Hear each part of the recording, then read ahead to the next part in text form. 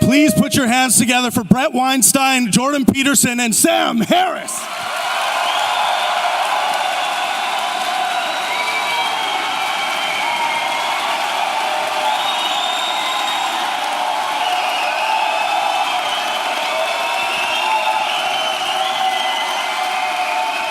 Thank you.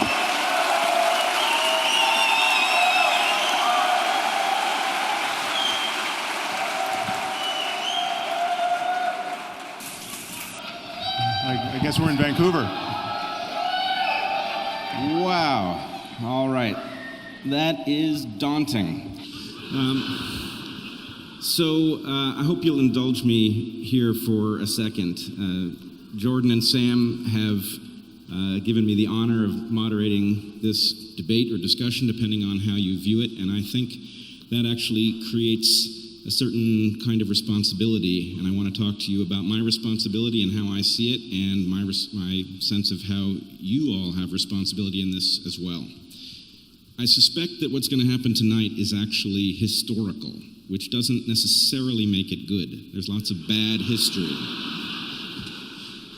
It could be good, though, and that's what I'm hoping will happen. So the reason I say I think it's historical is that we are existing in a moment where all of the systems that have helped us make sense are breaking down. The university systems are breaking down. Journalism is breaking down. And at that same moment, we have a network of people who are trying to make sense in an alternative way, and I have to say, I think beating the odds for the moment. So here's the problem. That network is not entirely in agreement with itself about some significant issues, and Sam and Jordan have some differences that have proved very difficult. So what could happen tonight is we could have some sort of a failure where things get even more muddled. We could tread water where nothing gets clearer. Maybe it would be entertaining, maybe it wouldn't. But best case scenario is that we figure out how to make sense of things that have gotten in our way before. And if that happens, then you all will leave here, and as you talk in your various networks, you will have something to say about in what way we upgraded our software so that we could talk more deeply about difficult issues. So, to that end, we would ask that you not film tonight's discussion and broadcast it online. It's not that we want to hide this. In fact, we encourage you to discuss it. But we would like to have all of us feel maximally free to speak here, to try out positions that we haven't tried out before in the hopes that we can get somewhere new. All right, so.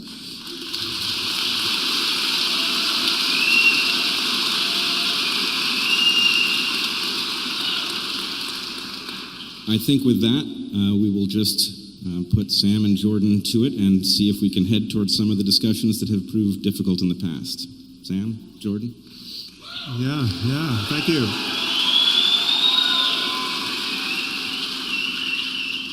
I think I'll just start by saying that when we first had the idea to do this, now some months ago, and I'm getting a little reverb here, so if you can dial down, there's a little feedback.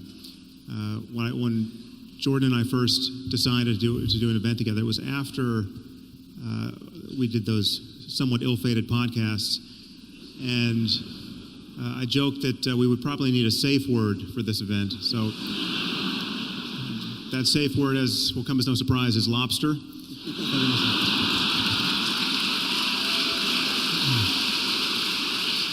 So you'll know things are dire when one of us says that. But I just want to express my motive for helping to stage these events, and because I reached out to Jordan, and it really was born of seeing him in conversation with people other than myself. I saw him do a podcast with Joe Rogan. I saw him speak to Dave Rubin. I saw him speak with Brett on Rogan's podcast, and I had so much admiration for him in those conversations. 90% of what he said in those conversations struck me as really wise and useful and well-intentioned, and 10% didn't. But I noticed that it's clear to me that seeing these successful conversations with other people who I respect, I began to wonder that I might be the problem. And I think I am the problem.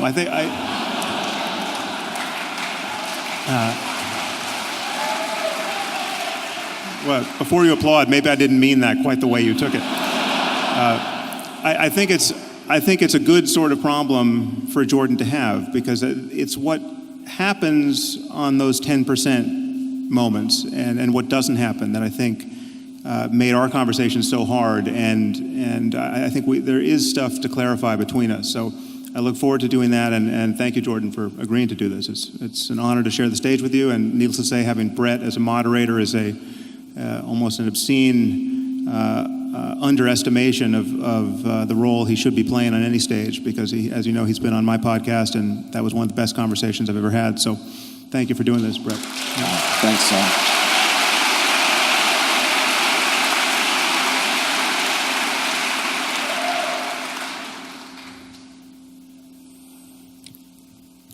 All right.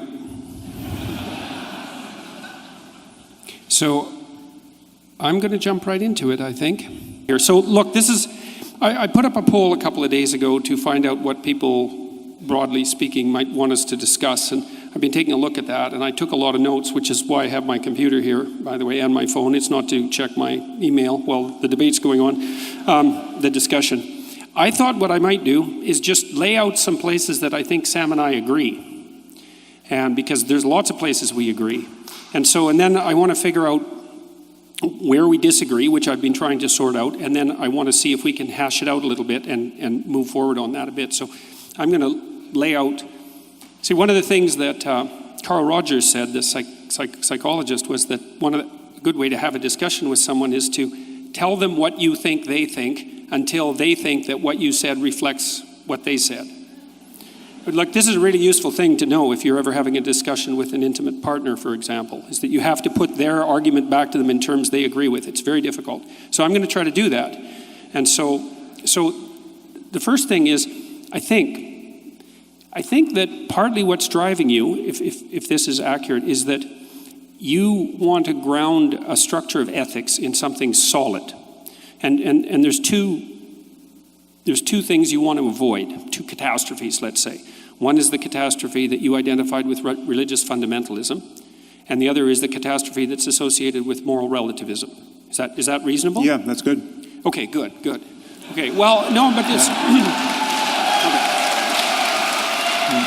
Okay, so it's crucially important that we get this right. Now, and that's something that I think we really agree on, because I've conceptualized that slightly different than you, and that might be relevant, but I think of that as a pathology of order and a pathology of chaos. So the terminology is slightly different, but I think we're working on the same axis. So that's the first thing. And then in order to do that, it seems to me, that's your first priority. And then maybe your second priority is something like, you see undue suffering in the world, plenty of it, and you would think that things would be better if that wasn't the case, and that this morality, whatever it's going to be, is at least going to ground itself in part on the presupposition that the less undue suffering in the world, the better. Is that also reasonable? Yeah, I would just add to that the positive side of the continuum as well. So as you know, the phrase I use, or the word I use for this is well-being. Yep. And I know from having, I don't think we spoke about this on my podcast, but from having seen you in other interviews, I think you think that phrase doesn't capture everything one could reasonably want. But I think it does. I mean, it's an elastic suitcase term for a reason, and it's actually, in reading your book, I realize there's a point of contact here, because you use the word being, capital B, being, as though it were imbued with significant gravitas, and so for me, and I agree with you, that's an appropriate use of being, and for me, well-being is simply just the positive side of being. There's the negative side, the suffering we want to mitigate, but I think however good consciousness can be in this universe, that the well-being for me subsumes all of those possibilities. Okay. Well, so I focused on the suffering element, I think, as I've done in my own work, because I actually think it's easier to zero in on in some sense. Like I think it's easier for people, and I think you lay out the argument in the moral landscape kind of like this. I think it's easier perhaps to gain initial agreement between people on what might constitute a generalized ethic, to concentrate on what we don't want. Yeah. I'm not saying that what we do want is unimportant, but it seems to me to be harder to get a grip on. We don't want Auschwitz. We don't want the Gulag Archipelago. So, and there are and I would add, to just closing the door to moral relativism here, those who do want Auschwitz are wrong to want Auschwitz. I mean, it's obviously right. Auschwitz only happened because some people did want Auschwitz, not the victim side, but the perpetrator side. And so, crucially for me is the claim that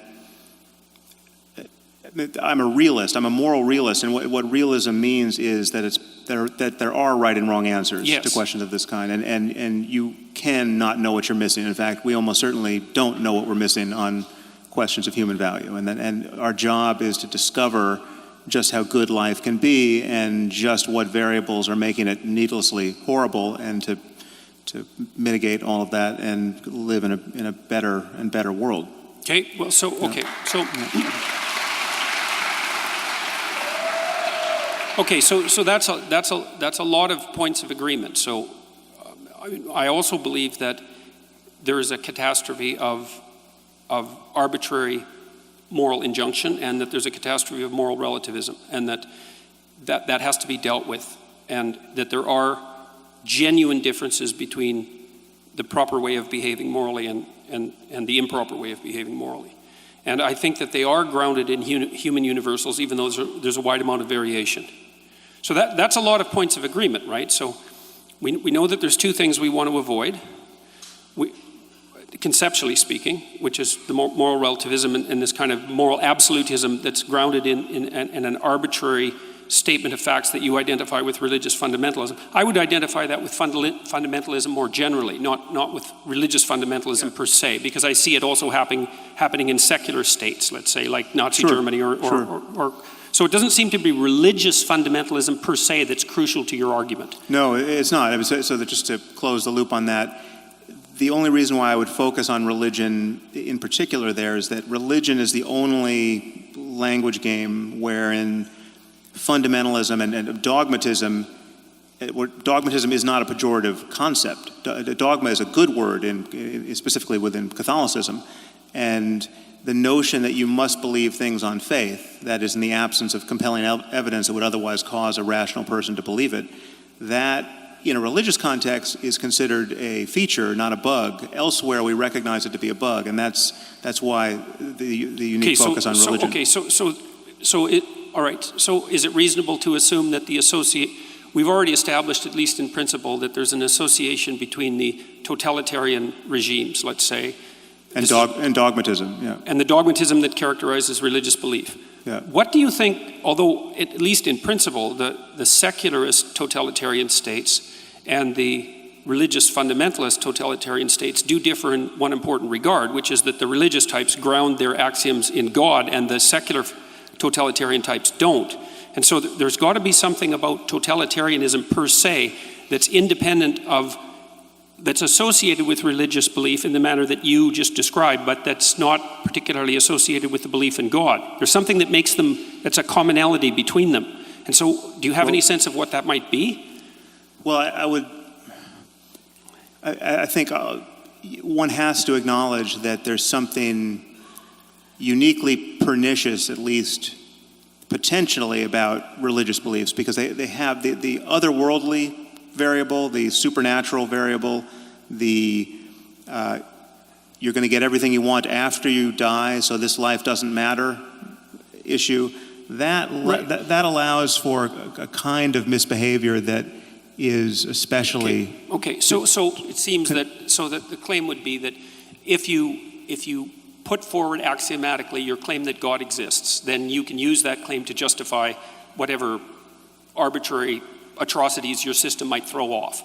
Yeah, I guess the only point I was making there is that not all dogmas are created equal. Some dogmas are on their face more dangerous and more divisive. Right, but what I'm curious about specifically is, because it seems to me that the dogmas of the USSR and the dogmas of Nazi Germany were as pernicious as any religious dogmas. And they may also share important features with pernicious religious dogmas. But it isn't clear to me, from your perspective, what those commonalities would be. Well, so, I mean, in some ways, you're recapitulating an argument I've made, and this is an argument that I would make against you were you to claim, as you have elsewhere, that atheism is responsible for the greatest atrocities of the 20th century. The idea that Stalinism and Nazism and fascism were expressions of atheism simply doesn't make any sense. I mean, in the case of fascism and Nazism, it doesn't make any sense because the fascists and the Nazis, by and large, were not even atheists. I mean, Hitler wasn't an atheist, and he was talking about executing a divine plan, and he got lots of support from the churches, and the Vatican did nothing to stop him, and fascism, as you know, coexisted quite happily with Catholicism in Croatia and Portugal and Spain and Italy. So, but even in the case of Stalin, what was so wrong with that situation were all of the ways in which it so resembled a religion. You had a personality cult, you had dogmatism that held sway to a point where apostasy and blasphemy were killing offenses. You know, the people who didn't toe the line were eradicated, and you know, so to take a more modern example, North Korea is a religious cult. It just doesn't happen to be a one that is focused on the next life or you know, supernatural claims of magic. So what would be the defining characteristics of a religious totalitarian movement that would make it different from a non-religious totalitarian movement? Well, because there's aspects that are similar. They're very similar. I mean, the problem is dogmatism. The overarching problem is believing things strongly on bad evidence.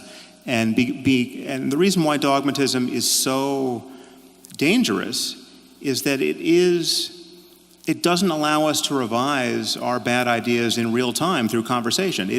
Dogmas have to be enforced by force or the threat of force, because the moment someone has a better idea, you have to shut it down in order to preserve your dogmas. Okay. So the commonality seems to be something like claims of absolute truth at some level that you're no longer allowed to discuss. Yeah. So that's another point of agreement then, I would say, because part of the reason that I've been, let's say, a free speech advocate, although I don't think that's the right way of thinking about it, is because I think of free discourse, like the discourse that we're engaged in, as the mechanism that corrects totalitarian excess or dogmatic excess. And so I also think that systems of governance that are laying themselves out properly have to elevate the process by which dogmatic errors are corrected over the dogmas themselves, which is why I think the Americans are right, say, with regard to their First Amendment, is the process of free speech is the process by which dogmatic errors are rectified, and so it has to be put at the pinnacle of the hierarchy of values, something like that. No, I think you and I totally agree about the primacy of free speech. Okay, good. Okay, so that's another, fine.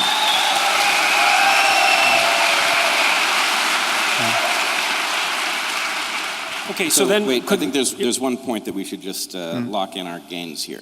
It sounds like what you're saying is that the reason to fear religious dogma is really on the dogma side and not the religion side, which at least leaves open the possibility that something could exist over on the religion side that doesn't have that characteristic, right? That often they travel in tandem, but that the thing to fear is not the religious belief, it is the dogmatic nature of the way it is conveyed. Oh, yeah. Is that fair? The other way to say that is the only thing that's wrong with religion is the dogmatism.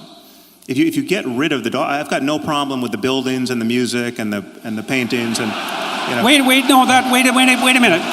minute.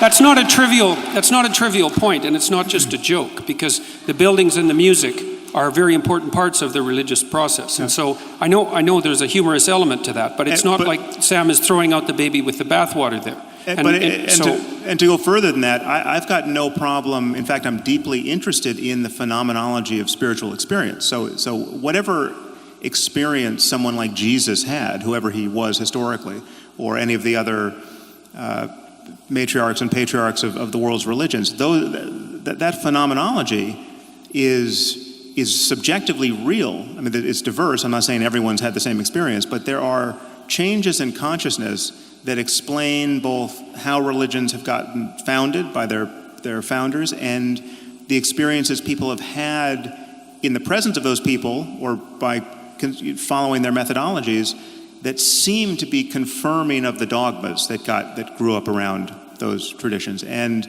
my issue is that whatever is true about us spiritually, whatever opportunity being born into this universe actually presents as a matter of consciousness spiritually, that truth has to be deeper than accidents of culture and just mere historical contingencies. The fact that somebody was born in Mesopotamia and not in China and got a different language game.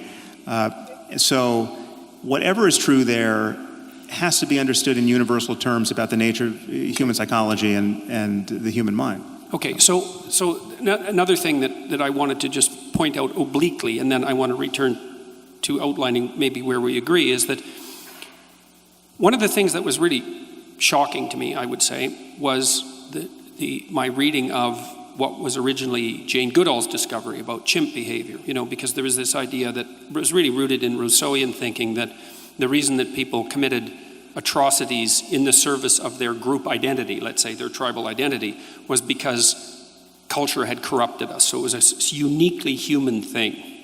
But then, of course, Goodall showed in the 1970s that the chimps at Gombe, I think I'm pronouncing that correctly, Yep. would go on raiding parties, right? And so there'd be like 4 or 5 adolescent chimps, usually male, sometimes with a female in there. They would patrol the borders of their territory. If they found an interloper on the border, near the border, from another troop, even if it was a member of their troop that had emigrated, so to speak, and that they had some history with, they would tear them to pieces. And of course, that was shocking to Goodall. My understanding is she had some trepidations about publishing it, although she did. But then that's been noted repeatedly in other forms of chimp behavior. So, see, I've been really interested in the commission of atrocity in the service of belief. And it's tempting to pin that, say, on dogma and then to associate that with religious dogma. I think that's all tempting. But the fact that chimps do it shows that it can't be a consequence of something like religious belief, unless you're willing to say that the reason that chimps commit atrocity in the service of their troop and their territory is because chimps are religious. And so they're not religious, and they don't really hold a secular totalitarian viewpoint, but they still act out the atrocity element that's characteristic of human behavior. And so to me, that makes the problem deeper than one of mere, let's say, surface statements about metaphysics. Well, obviously the problem of primate aggression, which we've inherited along with the chimps, is deeper, or at least different, than the problem of religious violence or totalitarian political structures that get the worst out of people. So, we have these primate capacities that we have to correct for, and we're busily trying to correct for almost everything that we've been evolved to do. We don't like the state of nature for good reason, and virtually everything that's good about human life is born of our, I would argue, culture-based and highly intelligent and necessary effort to mitigate what is in fact natural for us. And there's nothing more natural than tribal violence, which of the sort that you're describing in chimps. Okay, so then it also seems like we agree that the core element of tribal alliance, which would have its roots, say, in the chimpanzee proclivity to, or its analog in the chimpanzee proclivity to identify with the dominance hierarchy of the troop, is something that's a source of the proclivity for human social aggression that's independent of its, at least independent of any obvious religious substrate. So there are other reasons for group belief and the commission of atrocity that can't be directly attributed to religious dogma. Yeah, but and what most worries me about religion, I would say, obviously religion can channel these primate urges in unhappy ways. So you can get tribal violence that gets amplified by religious dogmatism, and that should trouble everyone. But it's not unique to religion. It's also nationalism, and it's racism, and it's all other kinds of dogmatism. But what most worries me are those cases where clearly good people who are not necessarily captured by tribalism per se are doing the unthinkable based purely on religious doctrines that they believe wholeheartedly without good evidence. So You have the person who joins ISIS, who wasn't even Muslim before they converted, 16 months ago, and they go all the way down the rabbit hole to the most doctrinaire, most committed, most uncompromising view of just how you have to live in this world if you're going to be Muslim. And they join ISIS based on the idea that salvation only goes one way, and that dying in defense of the one true faith is the best thing that can happen to you. There's no question that there are individuals who have made that journey. In fact, there are individuals by the thousands who have made that journey. And there are far more benign versions of that. There are people who just waste their lives, I would argue, converting to whatever the belief system is, and just wasting a lot of time worrying about hell or worrying about the fact that their child is gay and the creator of the universe doesn't approve of that. And there are all kinds of suffering that strike me as truly unnecessary, born not of, again, ape-like urges, but ideas that any rational person would, if believed, would follow to that same terminus. I mean, the thing is, if you buy the fact, again, to take Islam as a current example, if you buy the claim that the Quran is the perfect word of the creator of the universe, never to be superseded by anything humanity does now or 1,000 years from now, that commits a rational then the exercise of human reason is bounded by this, I would argue, pathological frame, which leads to certain outcomes that should really worry us. Okay. So let's take that claim apart for a minute, because that's not your claim specifically, the claim that you were describing. See, because that's really not the claim that religious fundamentalists make. The claim they make is worse than that, because they claim that the Quran, say, or the Bible for that matter, is the literal word of God. But more than that, they claim that their understanding of that word is correct, which means they conflate two things. Because you could imagine a situation where you had a book, and I'm not saying this is the case, it's an imaginative exercise, where you had a book that had all the answers, that was extraordinarily complicated. And so that when you read it, it wouldn't be obvious that you understood it. Or perhaps it wouldn't be obvious that you didn't understand it either. But you're not going to be able to, you can't get an uninterpreted version of the book. And so the fundamentalist claim is far worse. It's that not only is there an absolute reality, truth, embedded in the book, but that their particular take on that absolute reality is the absolute take on that book. And so they conflate their own, they make an assumption of their own omniscience and then pass that off onto God, so to speak. Except in their defense, and I don't often rise to the defense of fundamentalists,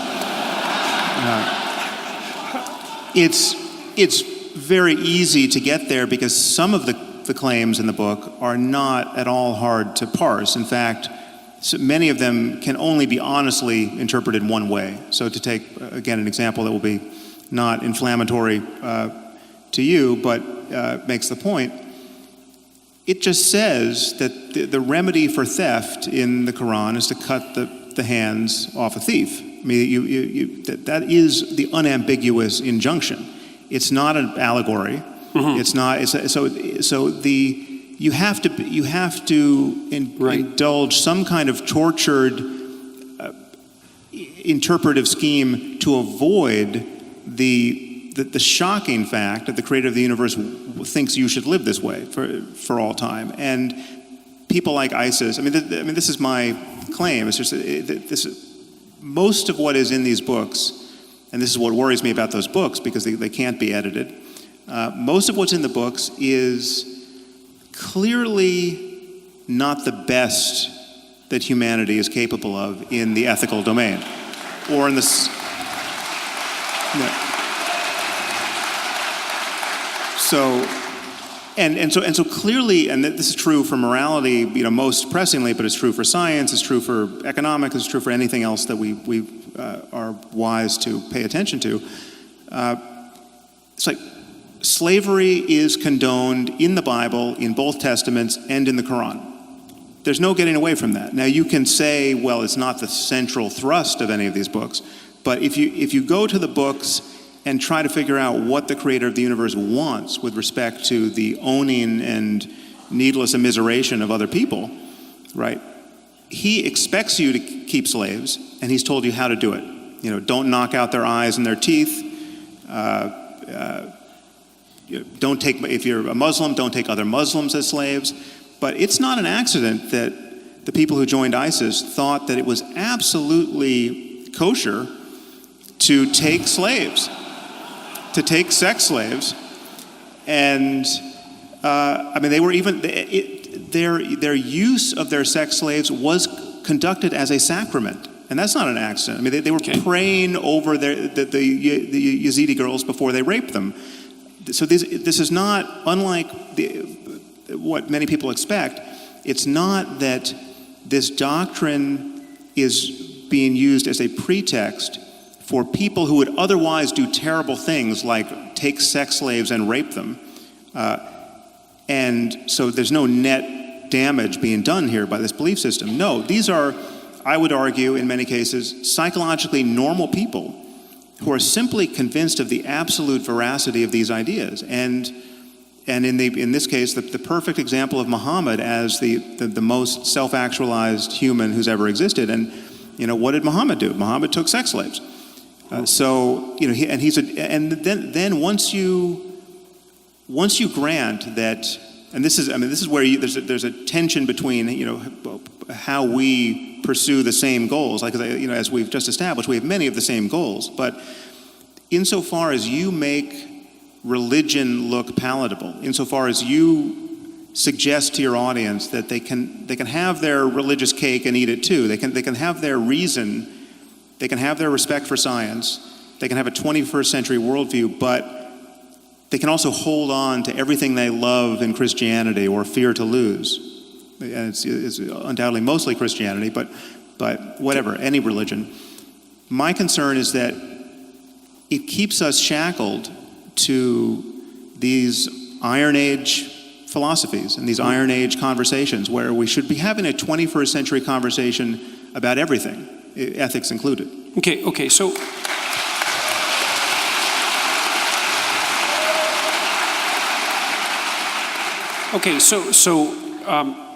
but I want to ask you a little bit about your feeling about... Wait, before you move on, I want to get each of you to clarify something so that we know where we are. So Sam, you said the problem here is that the dogma can't be updated, right? That slavery is with us permanently because it's written into the dogma. But clearly most of the traditions in which it's written into the Holy Book don't practice slavery, and the people who adhere to these belief systems wouldn't defend slavery. So clearly there is the capacity for an update mechanism. Well, no, but not really. They've been forced, they've had it beaten out of them, right? We fought a civil war in the U.S. to get rid of slavery. But it was Christians who abolished slavery in England, though. What was that? It was Christians who were at the forefront of the movement to abolish slavery in England. There are Christians on either side of everything. There's no one else to do the job. Right, but that's the update mechanism. Wait a second. But it was specifically Christians who were using their Christian belief as a justification for eradicating slavery. The problem was they were actually on the losing side of a theological argument. And it would be much better, I think you would agree, if one of the 10 commandments had been, don't keep slaves. There's certainly one we could swap out for that one. And so that way it would have been much easier for Christians to have fought against slavery. And it's much harder for Muslims, frankly, to fight against it now. The problem is that there's a point I made, I think, in my first book, is that the doors leading out of this kind of fundamentalism don't open from the inside. They get bashed open from the outside. And it's humanism and it's secularism and it's scientific rationality that has exerted such pressure, such winnowing pressure on Christianity, now for multiple centuries, that's why we're not encountering the Christians of the 14th century on a daily basis. We are essentially encountering Muslims of the 14th century, not only in the Middle East, but in our own societies, in terms of their intuitions about how we should all live, right? The fact that 0% of UK Muslims think homosexuality is acceptable, right? 0%. There's almost no question you can come up with where we could poll this society and say, do you think that a lizard king is living in the Oval Office. That you never get a 0% response to any poll question, right? But if you ask Muslims on the streets of London, is homosexuality morally acceptable? Apparently, you can find no one who says it is. That's shocking, and it's not an accident, right? And it would be much easier if the book actually said, you can love anyone you want, and it's not a problem. It is shocking, but I think there's a reason that you keep finding yourself at Islam, which may be the slowest to update for reasons that may be ancient. But I wanted to. That is a useful. Well, I can do it for Christianity. I want to make the point as cleanly and as undistractedly as possible. But yeah, it's true. I have the same kinds of concerns about Christianity or Mormonism or Scientology or anything else. And the point is they're all different. And there's no reason to be, because Islam, to take the case where it's fine, Islam doesn't represent any impediment to stem cell research, right? Because they just don't think that the fertilized ovum is immediately ensouled. It waits 40 days or 80 days or 120 days, depending on what hadith you believe. So it's just that never came up when we were all complaining about how religion, in this case Orthodox Judaism and Christianity in the States, was posing an impediment to embryonic stem cell research. Okay. Hold on. I wanted to ask you a clarifying question too. Yeah, sure. Same level. Would you agree that there are things written into these religious texts that are unambiguously unacceptable viewed through a modern lens, and not because the texts are so complicated that we have misunderstood something, but there are things that are just written in there that we now understand to be wrong? Okay, so the first thing I would say is that we have to be very careful about equating all the religious texts. And I do actually think that you are careful about that, but that's something we can have a discussion about a little bit later. I agree with you there. So because, for a lot of my life, I would say, more interested in the universal truths expressed in religious belief across different cultures. But I've become more and more aware of the important distinctions between the religious cultures, maybe in the last 10 years. So it isn't clear to me that you can just throw all religious dicta in the same bucket. And there's complex reasons for that. So, and one question, which you kind of sent at Sam already, is, do you see a hierarchy of unacceptability between different religious doctrines? And I would say yes. You acted, okay, fine. So, okay, now, but here's an interesting issue. And I think we're starting to zero in on, we've covered what we agree on, a lot of it, but there's another thing. Answer Brett's question, because I think it was sorry, I answered the first half of it, but the second part is, I think that, this is where I'm going to sound like a postmodernist, which I really hate.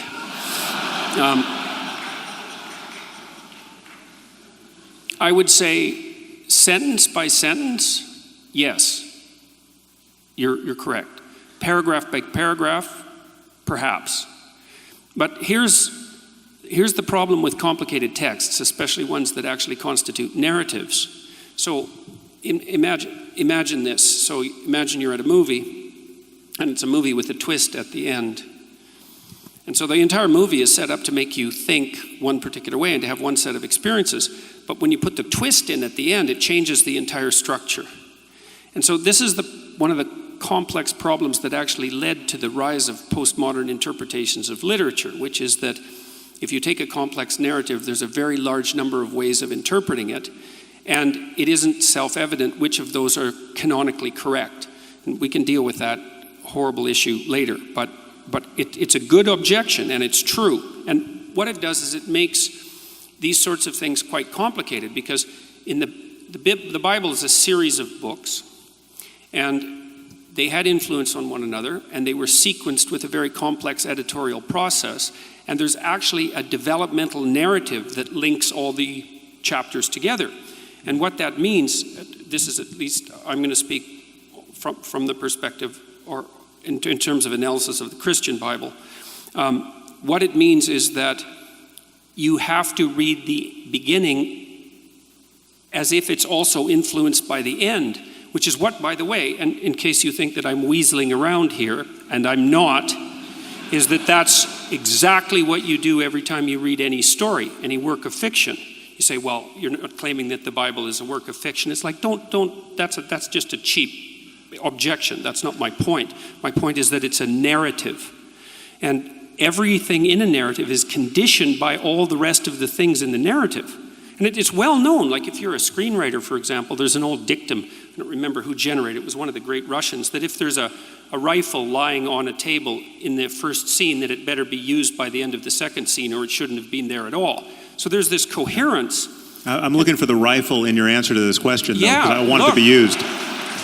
My point is that it isn't reasonable to take a single sentence out of a coherent narrative and say that stands on its own, or it's rarely reasonable, because you have to interpret the word in the sentence and the sentence in the paragraph and the paragraph in the chapter and the chapter in the context of the entire book. You have to do that. Now, you could object, and reasonably so, that there are some sentences that are so blatant that you can't use context to paraphrase them, let's say. But I think you also have to give the devil its due. The Christian Bible is a developmental narrative, and the beginning has to be read in light of the end. And is it a fact? Okay, well, So what does that do to Moses' laws of war? This is not a narrative. This is instructions about what to do when you invade a foreign land. If you intend to take over that land, you kill everybody. Right? There are other rules in there about killing husbands and taking the wives for yourself. The Old Testament's a brutal document. Absolutely brutal. And so my point would be, I don't know that reading that portion in light of the end, even if you call the end the New Testament, I don't know that it changes Moses' laws of war and their acceptability in any modern hypothetically, if you context. take the New Testament seriously, it does, because it's a document that supersedes it. And I think there's actually technical reasons why it doesn't supersedes supersede it on every point. I mean, this is the problem. Slavery is a very straightforward case, because clearly the Bible thumpers of the South who were defending slavery with reference to the text felt they were on firm ground. And I would invite anyone to read what the New Testament and the Old Testament say about slavery to see that they were on fairly firm ground, that the balance of the honest reading was on the side of clearly we can keep slaves, right? Jesus never envisioned a world without slavery, and he admonished slaves to serve their masters well and to serve their Christian masters especially well. The English Protestants wouldn't have agreed with that because, like I said, they were at the forefront of the fight against slavery. Okay, so but I think they there were clearly range influenced by something outside the text, and this is, again, you're making this harder than it is, and my concern is why. Right? Well, I don't think I am, Sam, because I think that the fundamental message in the New Testament, for example, is that so then you acknowledge that the Old Testament, so Jews are in possession of a book that has some diabolical passages that would be better left out. You're not going to offend me. I'm Jewish. It's not like look, in the Old Testament itself, in the Jewish Bible, there's also the seeds of the same tension. So, for example, there's a tension, and this should be a tension that's of interest to you, because you've stated quite clearly in your book, in the Moral Landscape, that you don't want to throw the baby out with the bathwater with regards at least to religious phenomenology. You said that, for example, I still consider the world's religions to be mere intellectual ruins maintained at enormous economic and social cost, but now I understood that important psychological truths could be found in the rubble. Well, I'm trying to find the important psychological truths in the rubble. But we have to decide also if we agree about that. Like, are there important psychological truths to be found in the rubble? Oh, absolutely. Okay, But the problem with Revelation, this notion of Revelation, this notion that some books weren't written by smart people, they were written by God, confines you to taking the whole text, even though this text was cobbled together over centuries, and for whole centuries, some books were in the New Testament and then they got thrown out centuries later, and some books weren't in and then got put in. So it's an all too human process that got us these books in the first place. But once they were set, the believers imagine that you're stuck with every passage. And there are passages in the Old Testament that tell you to stone a girl or a woman who's not a virgin on her wedding night, take her to her father's doorstep and stone her to death, right? And where you find... We can probably agree that those are wrong. So yeah, there's another point of agreement. But you don't have to read the book to the end to know that it's wrong. I mean, you can get that from the paragraph. Yeah, but that isn't what I said. I didn't say you had to read to the end of the book to know that it's wrong. I said that you needed to read to the end of the book to contextualize those statements within the whole. I didn't say that you needed to read. There's no exculpatory context to those kinds of statements, and that's a problem. Well, there is in the Old Testament. There's a real tension, and this is, I think, the tension that would be of interest to you. Is there's a tension between the dogmatic and the prophetic traditions, and I think to the degree that you're interested in religious phenomenology, you find yourself on the side of the prophetic tradition. And the prophetic tradition has implicitly in it, what would you call, an implicit damnation of those cruelly dogmatic rules. You see that emerge all the time in the prophetic tradition. Arguably in Christianity. I mean, I think. No, in Judaism, it's clearly there in the Old Testament with the distinction between the. I was going once again to Islam, but every prophetic. I mean, the notion of prophecy is dangerous and worth worrying about. I mean, the idea that any ancient book contains in it a perfect description of rightly interpreted, however difficult to interpret it. If you're only smart enough, you could extract from this text a perfect window onto the future, right? And that whole generations of people have lived by the lights of this cockamamie idea, right? That the world is going to end and its ending is going to be glorious. Right, this is at the center of most eschatologies. It's just that when the wheels come off totally, right, that's on some levels the best thing that's ever going to happen, because it's showing you that in this case Jesus is going to come back and throw the sinners into a lake of fire. And I've read to the end of the book. It's pretty scary at the end as well. I mean, Revelation is no kidding. Well, that's a really good objection, but when I did my lectures on the Bible last year, I said that they provided a psychological take on the biblical lectures, and that's what I'm going to attempt to maintain here, because I don't believe that I'm qualified to make fundamental metaphysical statements. But the scene that's delimited out at the end of Revelations, that's a very interesting book read psychologically, because it's very complicated. Anything. I mean, we should talk about. Well, let me just address that. I'll only take a minute to do it, and I'll try to be succinct. So there's an idea that's expressed in that book, is that it's something like things are always falling apart in a fundamental manner. It's built into there's an apocalyptic element to human life. We fail in small ways and we fail in catastrophic ways, and everything that we have, we lose and we die. So and societies come to an end. There's an apocalyptic element built into the structure of human reality. And part of what's revealed in that strange book at the end, which is like a hallucinogenic nightmare in some sense, is that the hero is born at the darkest point in the journey.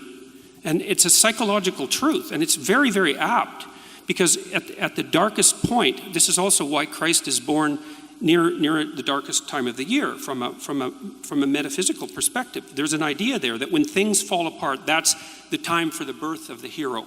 And the hero in Revelation is also the place where truthful speech most clearly manifests itself, because in the Christian tradition, Christ is identified with truthful speech. And so the notion there is that redemption under apocalyptic conditions is to be found in the revelation of truthful speech, which is something that you actually believe. Well, I believe in truthful speech, but I also believe that you can play this kind of interpretive game with almost any text. This way of thinking. But then you could do it with the world, Sam, and that wreaks havoc with your value from facts argument. No, actually, I didn't hear what you just said. What was that? Well, I said you can make exactly the same objection with the world of facts. Is there's an infinite number of facts, and there's an infinite number of potential interpretations, and so tracking the pathway from the fact to a value is actually impossible. It's the same argument with regards to biblical interpretation. We should talk about that, but I don't think that's a good analogy. There are more and less plausible interpretations of any situation, any data, and any text, arguably. But the problem is that you can read into any story some apparently meaningful set of psychological insights which... But you can do that with any set of facts, too. Well, no. I mean, there are certain things you can't over-interpret to your heart's content and come out any way you choose. My point is that first of all, this is why fundamentalism always has an edge over more sophisticated theology, because the sophisticated theology is in most cases inspired by a more and more modern recognition that, well, we can't read it literally because it either makes no sense or it makes barbaric sense, right? So we have to get away from the literal. And the more you get away from the literal, the more you are unconstrained by the text, and you can just broadcast on it anything you want to put there. And so, you know, the literal, there's no question that most generations of Christians who read Revelation expected the world to end in some literal sense of this kind of phantasmagoria. I mean, there was going to be a beast, and it was. I mean, this. It's, you know, undoubtedly they thought this was going to happen in their own time, you know, under Rome, but this is you know, if you're going to go purely literary on any of these texts,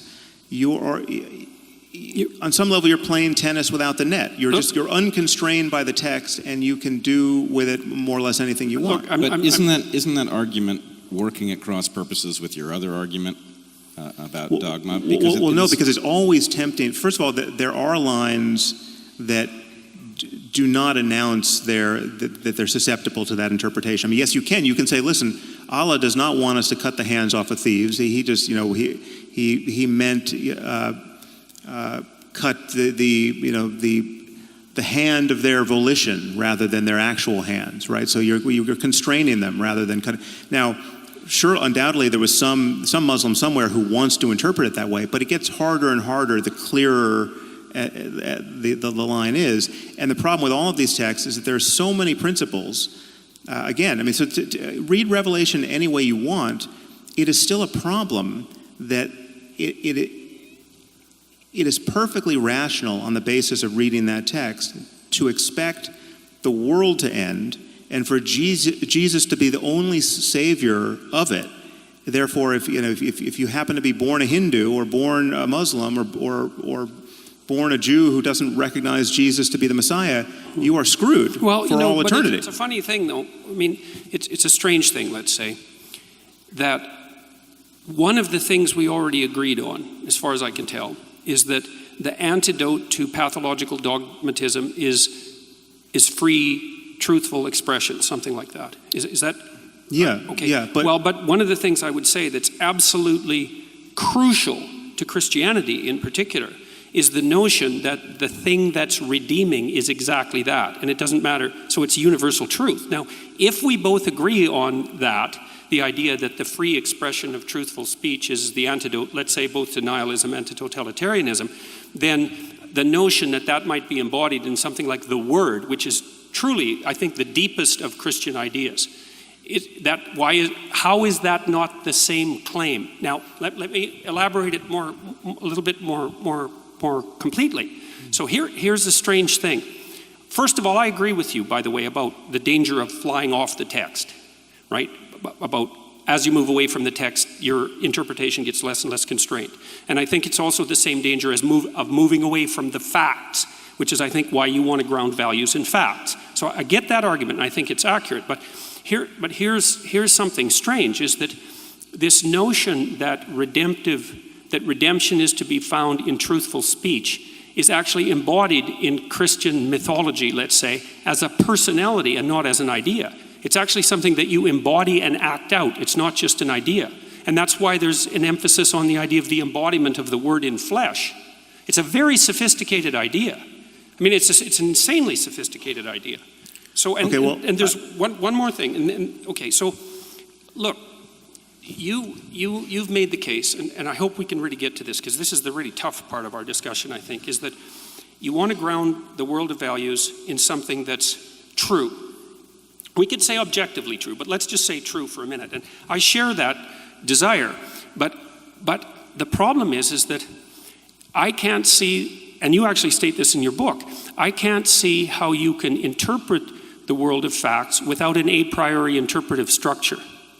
And this is an old philosophical claim. It's not unique to me. It's the claim of Kant, for example, that you can't get directly from the fact to the value because there's an interpretive framework that mediates between you and the facts.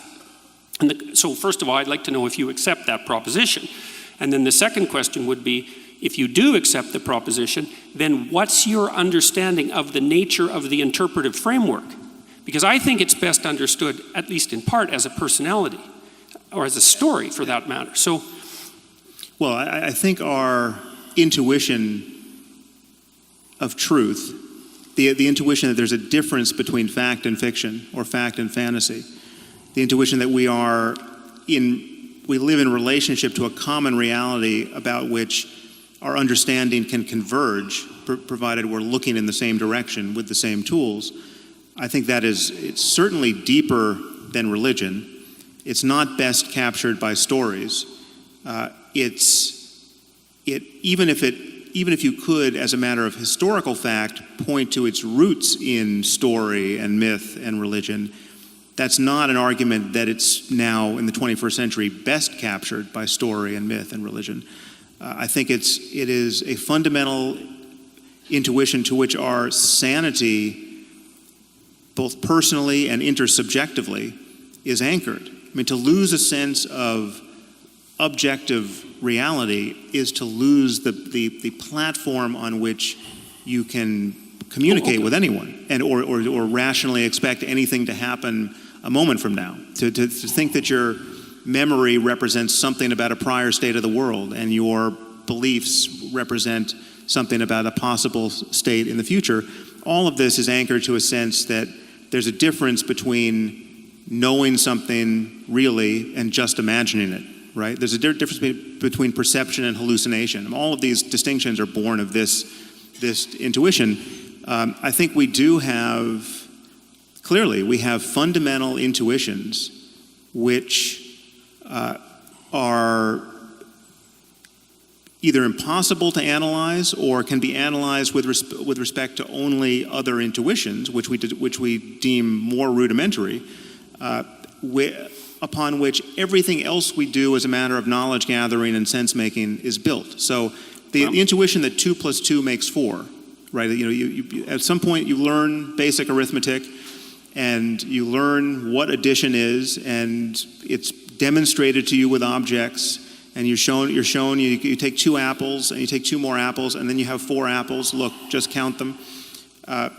The intuition that can be generalized to any 4 objects, right? That it's not just a fact about apples, right? This is something that we are clearly designed to have. There are places where it might break down, right? It might break down at the quantum level. It might break down in areas where our intuitions fail. We recognize those failures in science and mathematics by recourse to other intuitions, which again are unanalyzable. But so there is just this fact that we do pull ourselves up by our bootstraps, and that's not embarrassing. I mean, so what's the difference between and I'm not trying to trap you here. I'm seriously not. So there might be mathematical intuitions, a prioris, let's say. Kant identified time and space as a priori intuitions. Right. But I think there's a third category of a priori intuitions that are in fact stories, or they're personalities or stories. So let me give you an example. So I'm going to do a quick rereading of the moral landscape. So because, see, you talk about G.E. Moore's argument of infinite regress. If you claim that something's good and you equate it with something, you can also ask infinitely why the thing you're equating it with is good. Now, it seems to me that the way that you step out of that argument, and correct me if I'm wrong here, is you tell a story. I'm not trying to be smart about that. You tell 2 stories. You tell a story about someone who has an absolutely terrible life. They're in a jungle where nature is trying to kill them all the time, and while they're trying to be killed by nature, while nature is trying to kill them all the time, horrible barbaric thugs are making their life miserable in every possible way. Okay, so that's one pole, let's say. And then another pole, you identify, and these are hypotheticals, so I guess they're fictions, that's one way of thinking about it, even though they're extracted from real situations. They're meta-fictions, they're meta-truths, that's another way of thinking about it. You contrast a good life, and that's a life where the person has enough to eat and enough shelter, and they have the things that you would expect people to want. And you say, this is a bad life, and you say, this is a good life. And then you say and then you make a side move, which I would say is that's an objectively verifiable fact.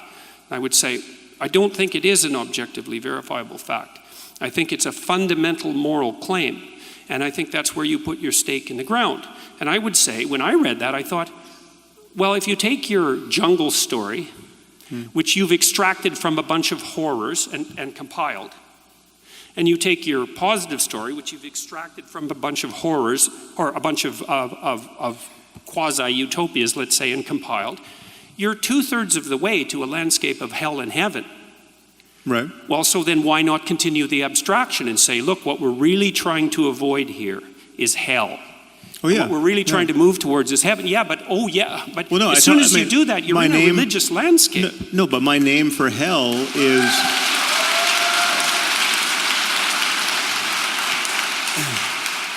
It's very interesting because, like, you and I were talking about this at dinner.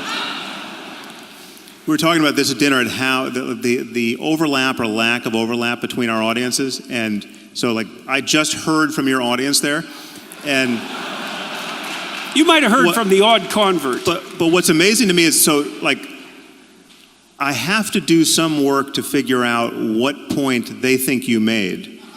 Because wait a second. Wait, no. Hold on. No. I said, if you're going to produce a fiction, why not go right to the end? Okay, because you did produce a fiction. You can tell stories by way of communicating certain ideas. I mean, that's obviously. I'm not saying stories aren't incredibly powerful and useful and inevitable, right? It's like Wait, I think you are. You might not be saying that they're not inevitable, but you are debating their utility and power. Because you said that you don't need the story as an intermediary. I'm not.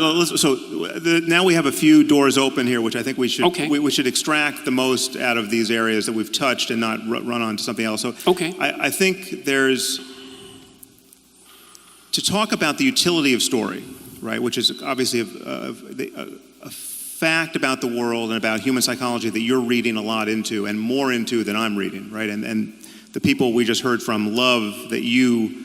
Well, maybe I'm reading more into it than you are. I'm not sure about that. But you talk a lot about the primacy of stories, and you are trying to get me to admit that even I helplessly resort to storytelling to make my points, right? Well, you did there. I think this is a good place for us to, and I don't want us to get bogged down, but I think it's a good place for us to touch this topic of the distinction between literal and metaphorical truth, which you might want to introduce it, but because that in my mind that covers this different emphasis on stories.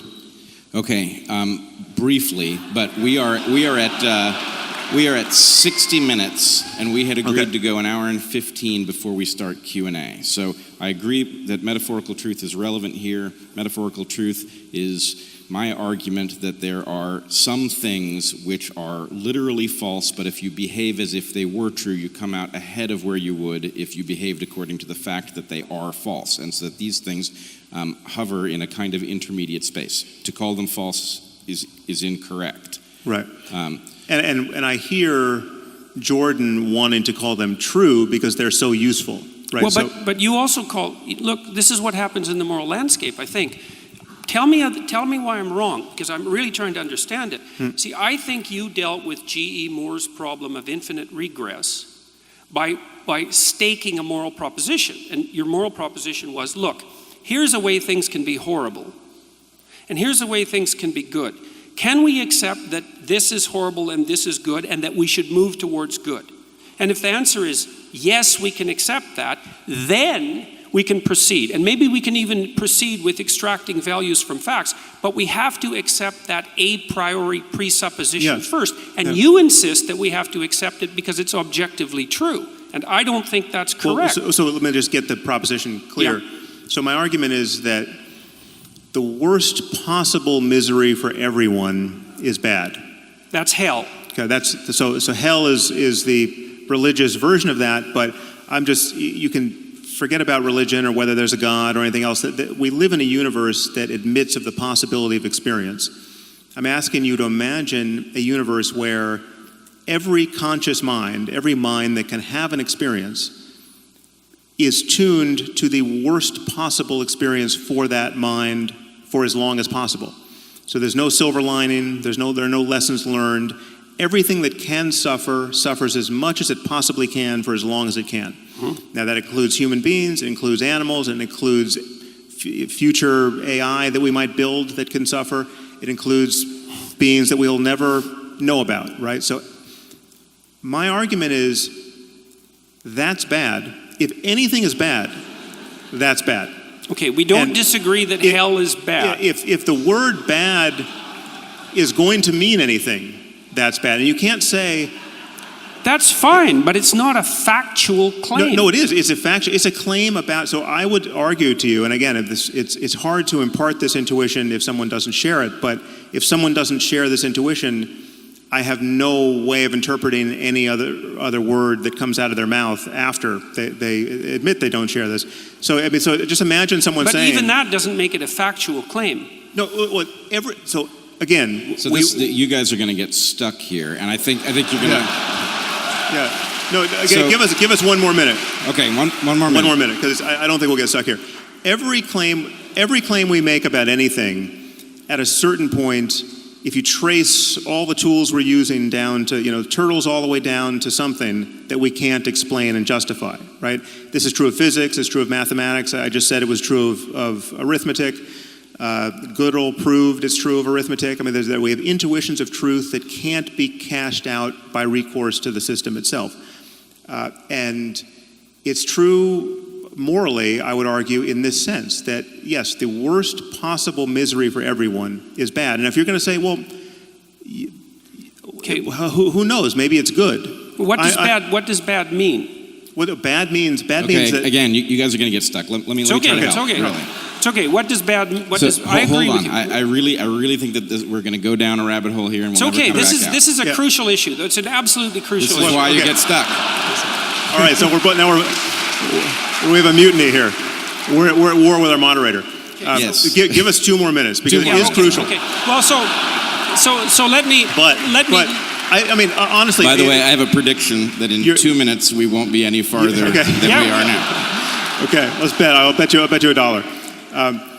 You're literally playing devil's advocate here because you don't believe that hell might be good. No, right? Of course not. Okay, I didn't say that for a second. So you're willing, I agree that it's bad by definition. This isn't I would argue that anything if you're going to use the word bad and good, or better and worse, or make any value judgment about anything, it will implicit in those judgments will be an acknowledgement, whether you're going to acknowledge it or not when I put the question to you, that the worst possible misery for everyone is bad. You can't use the word bad unless you're going to acknowledge that. I'm not disagreeing in the least about that. Okay, not a bit. So it's built into your good and badding with respect to every other situation in life. Fine, I agree. If you're going home tomorrow and a bus drives by and cuts your hand off, and you say, well, that was bad. It only makes sense with reference to this underlying claim. Well, it would be worse if the other hand got cut off too, and everyone's hands got cut off. You're beating a dead horse here, man. I agree with you. So I'm saying that everyone assumes this, whether they claim to or not. Okay. So to say, and this is how I bring G.E. Moore's argument to end. Yeah, right. He says his argument depends on it being intelligible at that point to say, well, is that really bad? Is it really bad? Okay, well, what would really bad be if the worst possible misery for everyone didn't get you there, right? There's no other space to occupy. I'm also not disputing the utility of your move to bring G.E. Moore's infinite regress to an end. I'm disputing something very specific. I'm disputing the issue that that's a factual claim. That's all. Well, hell is bad. We should avoid it. It brings Moore's infinite regress to an end. All of that, I agree. It's deeper than a factual claim. It's just a claim about it's a claim that is required to make any value judgment intelligible. Right, any value judgment. So, yes. so it's like it's not an arithmetical claim. So an arithmetical claim about addition in this case is now you're making my point you for could say me. you could say the same thing. You could say, when I say 2 + 2 makes 4, you could say, but is that a factual claim? And there's some way of jiggering the way you talk about facts with respect to mathematics, where I could say, well, it's not a factual claim, but it's an arithmetical claim. It's a mathematical claim. Well, right? I'm also not trying to. I just don't see. I don't see a need to balkanize our claims in this way. Yep, fine. What I'm trying to do is what I'm really trying to do. We need the problem I have with your argument, and this isn't. I don't mean that you're wrong. I see what you're doing, and I see why you're doing it, and it's, as far as I can tell, it's laudable. But the problem is that, as far as I can tell, there's problems it doesn't solve, and there's other problems it leaves unaddressed that don't have to be unsolved or unaddressed. And one of the problems is this problem of the intermediary interpretive structure. And you already said we need intuitions to guide our interrelationship with facts. Okay, so we've already agreed on that. So the question is, what are the nature of these intuitions? And I'm saying some of those intuitions take the place of stories, take the form of stories, but even more than that. So I'm going to go after the hell thing again, okay? Because you said, well, it's bad, and you made sure that I also agreed with that, which I do. I agree with that. And then it's a point of profound agreement between you and I. Like, I've spent my entire life trying to understand why people did the worst things they could possibly imagine in the service of their dogmatic beliefs. And so I think that that's not good, seriously, and I'm no fan of moral relativism. So we're on the same page there. Now, but what I noticed in when you wrote The Moral Landscape is you tell it, and I'm not trying to trap you, you tell a story about, it looks to me like it's a story about heaven versus hell, essentially. Let me use that language momentarily. But it's also a story about good versus evil. And this is why, is because the question is, what's bad about hell? Now, you say the suffering. It's like, fair enough, man. True enough, but not true enough. So in Dante's vision, what's also bad about hell? In addition to the suffering, the actions that put you there, the malevolence that generates well, it. sure, okay, but that's part of the suffering. So no, it's not. No, it's not. It's not the same as the suffering. It's not the having your hand cut off. It's the pleasure that's derived by the person who cut it off. And that is a different thing. That's more. So, but that's part of my picture.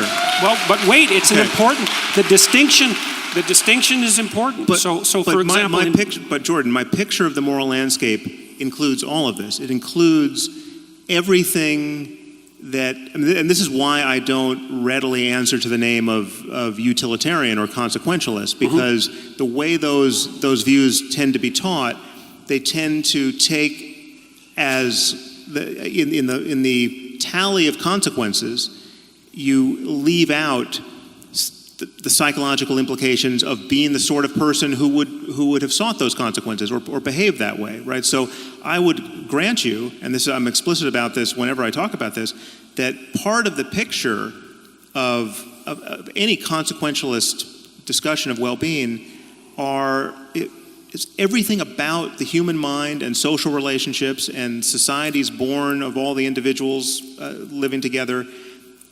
Everything there that leads to different states of consciousness. So it's like you having negative intentions towards other people that give you that produce certain negative actions in the world. Those intentions themselves are part of the consequential picture. Those intentions themselves close the door to certain kinds of positive mental states that you don't have. Let's say you don't have compassion because you wake up every morning just trying to figure out how to manipulate people. Well, not being able to feel compassion for other people is a bad thing for many reasons we could adduce. And yet the usual consequentialist picture just looks at what's happening out in the world in terms of the body count, and that's not, it's all part of this picture. We're all talking. Anything that can possibly affect a conscious mind anywhere is part of the picture that I'm painting, that I'm calling the moral landscape. Okay, so I want you to let me step in. I think I can. We need to bring you guys. I can get us somewhere. All right, I'm going to start with you, Sam. Okay. Let's swap out the idea of metaphorical truth for something a little harder-headed. heuristics, right? We have heuristics. We use them to perceive the world. They're often highly reliable. In fact, almost everything that you believe that lets you operate has to be a heuristic of some kind. I mean, if you decided to learn to drive and you got into the car and they said, okay, well, it's all quarks out there, right? You need to understand how quarks interact with each other. Not useful. Right, not useful, right? What you need are some heuristics in which you can stipulate that there's something called a vehicle out there and you don't have to be overly precise about what it is and you learn to avoid it, okay? The heuristics vary a lot in quality. Some of them are really good. The periodic tables are really good, okay? The idea of gravitational potential energy is kind of crappy, right? If I have a phone on a table here, I can tell you how much potential energy it has by measuring its mass and its distance from the ground, but if I've got a hole at one depth on one side of the table and another depth on the other side of the table, I can't calculate it because it's a crappy heuristic. Works well enough in regular stuff. Right. Now here's the question. What if these religious texts are heuristics through which most people simplify calculations that they are in no position to do based on the limited amount that they are capable of perceiving, the amount that they understand about the things that are in play. So they're deploying these heuristics maybe to reduce things that degrade well-being. If it were true that religious heuristics increased well-being by allowing people to actually, on average, operate in the world in a way that increased well-being, what would you say about them then? Well, I would worry much less about them, obviously. I mean, and that's why I don't treat all religions equally. I mean, they're religions I literally never think about because I'm not seeing the daily casualties of those belief systems. So, But you say that as people get away from fundamental versions of these things, and I'm not advocating for fundamentalism here, but you say yourself, as people get away from the fundamental versions of these things, things tend to go haywire. And so, in essence, what you're saying is that as they tend to go haywire in what sense? Oh, I thought I was interpreting... Multiplicity of interpretations. Right. Well, yeah, but so people are in, That's people the are in moral search of relativism better problem. heuristics. I think the pressure is some of these heuristics are obviously so bad that there's civilizational pressure to find better interpretations. Better ones, and but you said that the fundamentalists have an advantage. Yeah. What is that advantage? Because if you just go back to the text and say, listen, I want to understand what these words mean, right? You get at the first pass the quote literal interpretation, right? And you're not bringing any armamentarium you've got from the outside, from other parts of culture, to parse the text. You're just trying to, if it's in English and you speak English, you're just trying to decode the words, right? And when it says, if the girl's not a virgin on her wedding night, take her to her father's doorstep and stone her to death. That you know what stone means, you know what girl means, you know what father means, and you're 90% there to an obvious atrocity. Right? I get the horror of it, and we'll get to that in a second here. Yeah. But the basic point is to say that the fundamentalists have an advantage is to acknowledge something functional about those stories, which I'm claiming are going to be some kind of evolutionary heuristic for living a life. Doesn't make them defensible. They have an advantage. It's not an advantage that. It's an advantage. It's a mimetic advantage. It's an advantage. ISIS has the advantage when the people who share their interpretation of Islam. It's why someone like Anwar al-Awlaki could make YouTube videos that so many people found compelling. It's because it's totally straightforward. It's like the advantage is, listen, there's a lot of people spending a lot of time lying to you about what these books mean and what the prophet and how he lived, right? You know in your heart that my interpretation of this is correct. You just read the words, right? And there's a strength in that. There's an honesty in that. It's clear when it says sacrifice a goat. Goat means goat, right? Like you don't have to do something else to make goat mean having nothing to do with goat, right? And so that it's an asymmetric war of if you're going to try to make your dogmas more and more palatable by importing stuff that clearly was never even in the worldview of anyone who birthed these religions, you're not doing that because you want to live even more by God's word. No, you found some of God's words unacceptable, right? And every fundamentalist can sniff that out, and they're right to sniff it out, because in fact, it is in fact the motivation.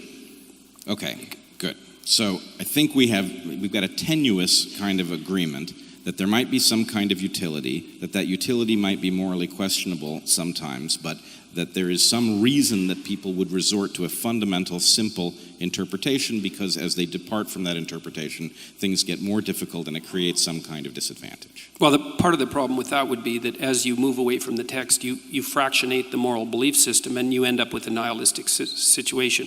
So as you move away from dogmatism, you move towards the parallel danger, which is moral relativism and nihilism. And so hopefully you can find some balance. So let me ask you... No, I want to ask you a question. Oh, yes, okay. Yeah. So, and also, what time do we actually stop this part? Because it's 10. I just missed the time card. But I think we have another couple of minutes. Okay. So... There's no objective reality to time, I think. Actually, it's a pretty good conversation we could have. But, okay.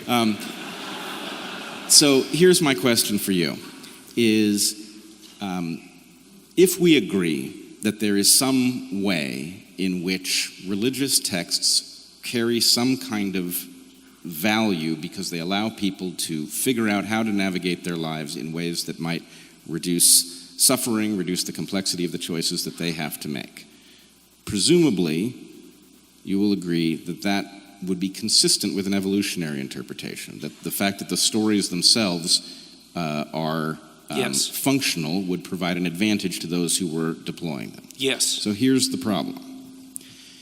Isn't it then also true that those stories are responsive to past environments? And so the claim that these things might be timeless would be suspect. And yes. in fact, you would expect a spectrum of durability. Some stories would be right in a brief moment. And, yes. Okay. All that's true. All that's true. So far, so good. Well, so far, so good. This is actually, I think, quite excellent then, because what we have is a recognition that there is something to these belief systems that has to do with practical realities in the past, and we also have an acknowledgement that we cannot trust in these things based on simple faith, because even if they can be certain to have worked at some point in the past, we don't know what their relevance is to the present. Right. Okay. Fair enough. All right.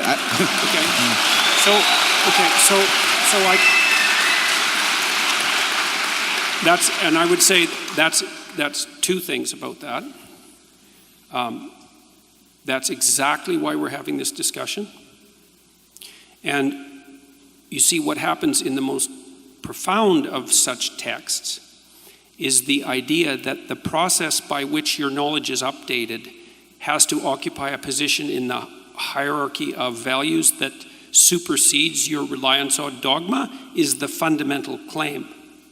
That's why, for example, in Christianity, the notion is that the word is the highest of values, and that's the embodied word, and that's the thing that mediates between order and chaos, and everything else has to be subject to that. And I would say that's not a claim that's unique to Christianity. So, for example, okay, no, I think because we're being told we're out of time here, so I want to give Sam his reaction to that as well, and then we'll move on to Q&A. Well, I'm tempted to just ask Jordan a question here. I mean, it's hard to know what to save for tomorrow night, but I feel like we've got 3,000 people sitting here who would really like an answer to this question.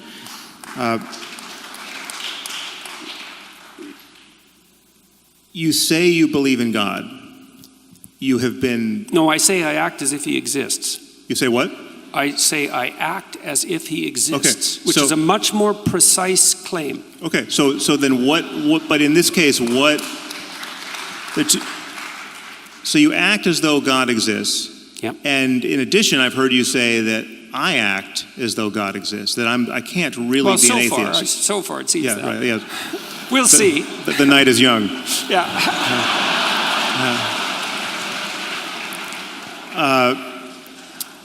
So in that sense, I'm not really an atheist. I've heard you say this. So that well, some of you is. Well, if I were really an atheist, I would be far more poorly behaved than in fact I am. Right? I would be like Raskolnikov committing murders and assuming there was nothing wrong with it. It would be more likely, yes. Yeah. Okay. So Wait, that's a big distinction. I need to know. Would be more likely. What was that? It's a big distinction. That you would is very different than it would be more likely. Taking the safety off the gun is not the same thing as shooting it, right? Yeah. The temptations laid open to Raskolnikov would be more at hand. Okay. Just as they were to him. So, in what sense do you mean? What is the God that you act as though he, she, it exists? And what is the God-shaped thing I must have in my life to prevent me from being a, quote, real atheist? Well, okay, first of all, I have to point out that there's no possible way I can answer both those questions in 2 minutes. Well, it's the same question. But, I mean, yeah, what do you mean by God? Okay, well, I'm going to tell you some of the things that I mean by God. Okay? We do have to get to questions. Maybe we're going to do this tomorrow. Yeah, maybe this is where we start. Oh, God. Well, that was a pretty resounding no. It seems like that constitutes an audience question, wouldn't you say? All right, I tell you what. Let's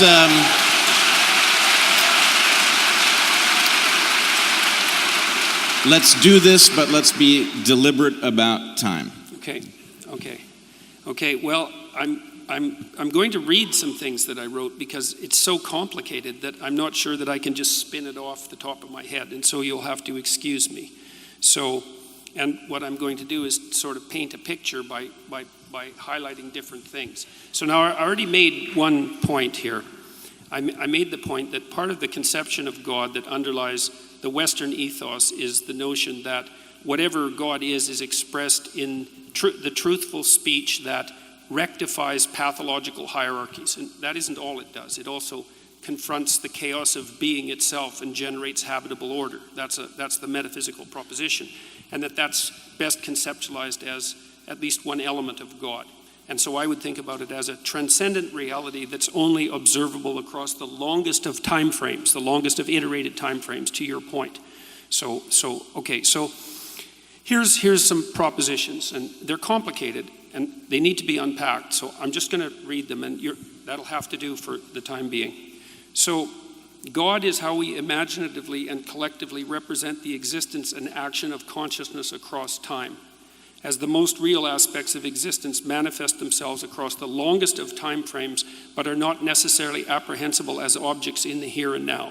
So what that means in some sense is that you have conceptions of reality built into your biological and metaphysical structure that are a consequence of processes of evolution that occurred over unbelievably vast expanses of time, and that structure your perception of reality in ways that it wouldn't be structured if you only lived for the amount of time that you're going to live.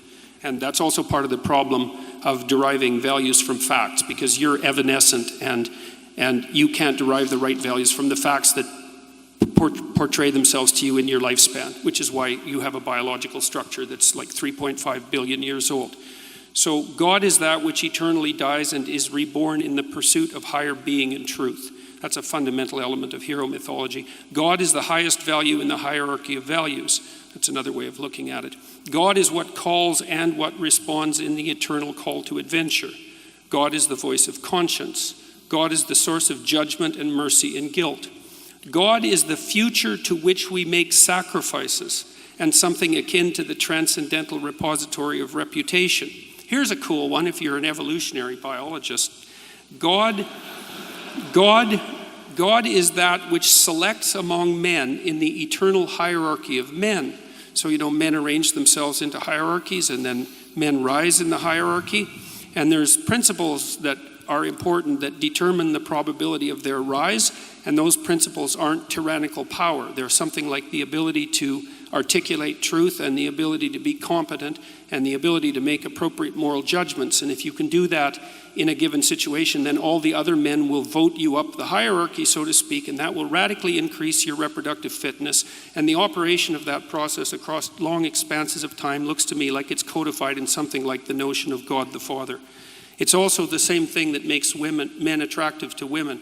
because women peel off the top of the male hierarchy, and the question is what should be at the top of the hierarchy, and the answer right now is tyranny as part of the patriarchy, but the real answer is something more like the ability to use truthful speech in the service of, let's say, well-being. And so that's something that operates across tremendous expanses of time, and it plays a role in the selection for survival itself, which makes it a fundamental reality. Jordan, if I can I just cut in here with one question? I'll stop with that for now. What?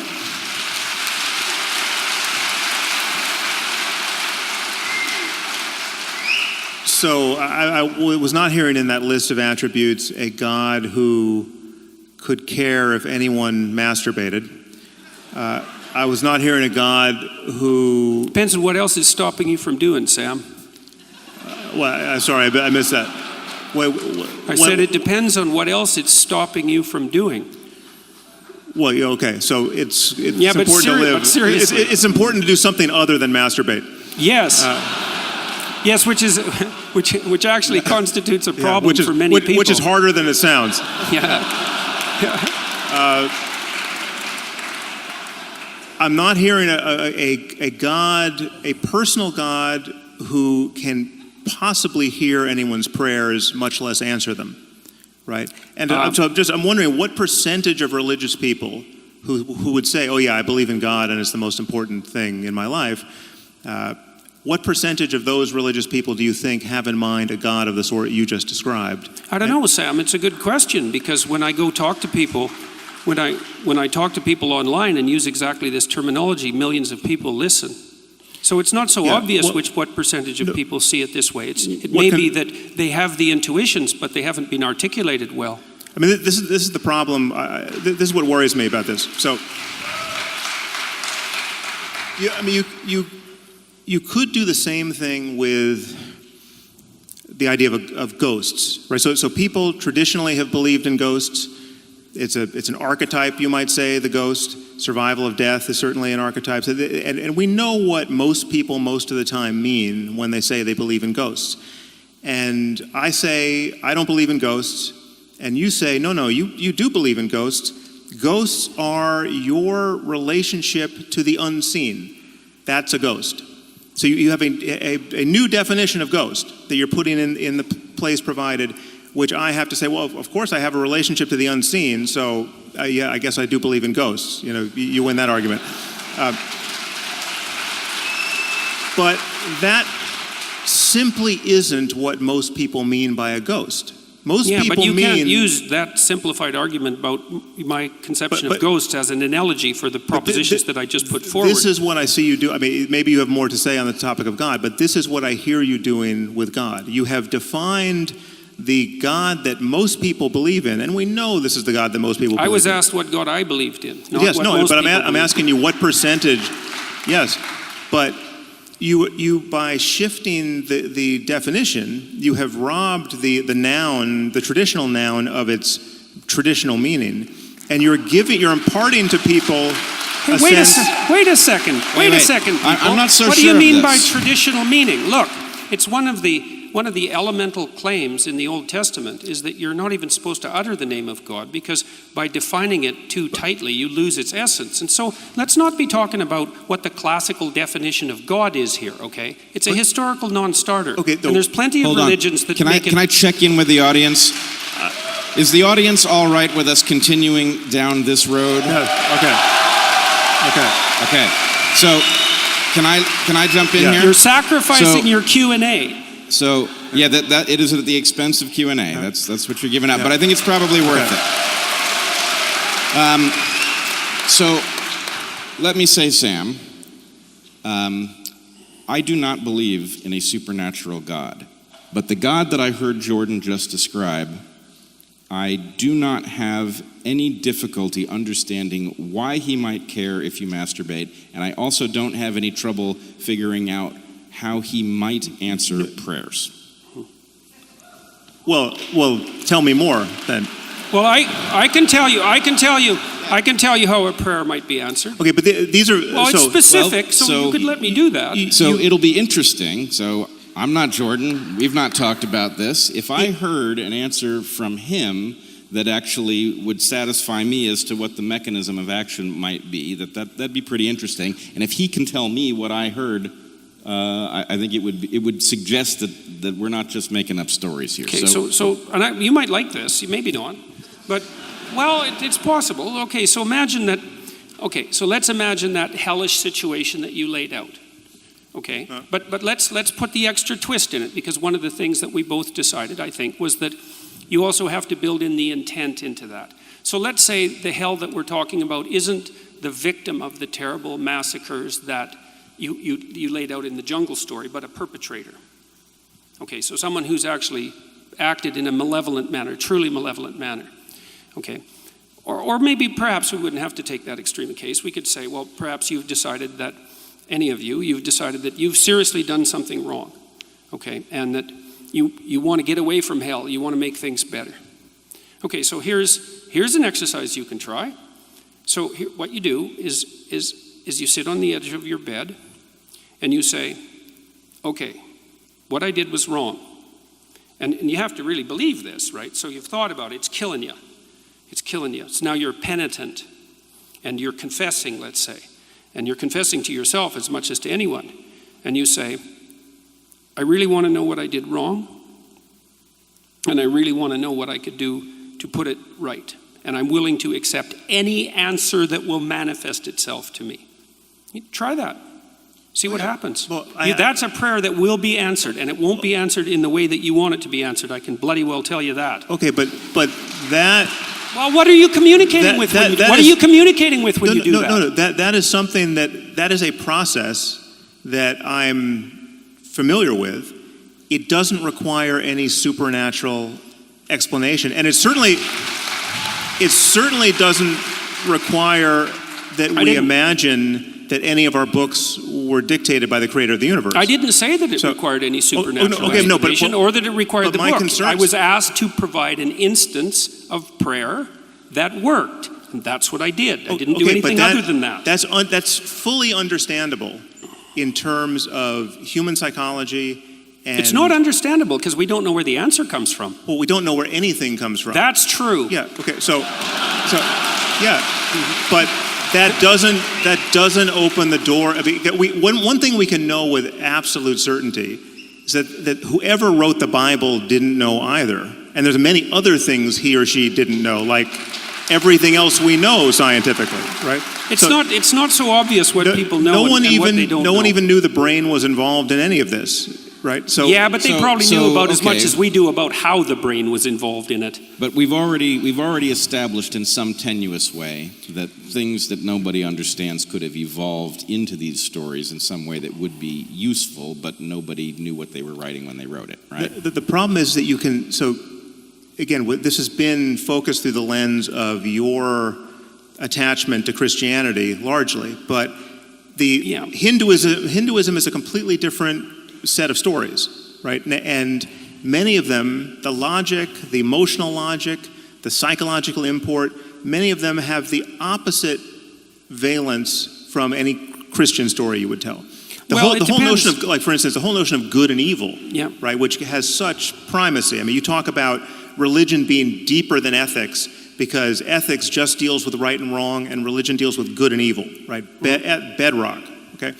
Good and evil do not have the same meaning in the East. Buddhism and Hinduism do something very different with good and evil. I'm willing to accept your definitions of good and evil for the current argument. The truth is, there's just not even, evil is just ignorance on some level. It's just, evil is just You haven't met any real evil people if you believe that. Well, okay, so then all the Hindus and Buddhists are wrong about this. That's a possible claim. I'm just saying that there's over 1 billion people who have a religious system of stories from which they derive all kinds of meaning, to which they're mightily attached, to where we could play the same game of archetypal interpretation and valuing, and yet the cash value with respect to good and evil is irreconcilable with what you get from Christianity.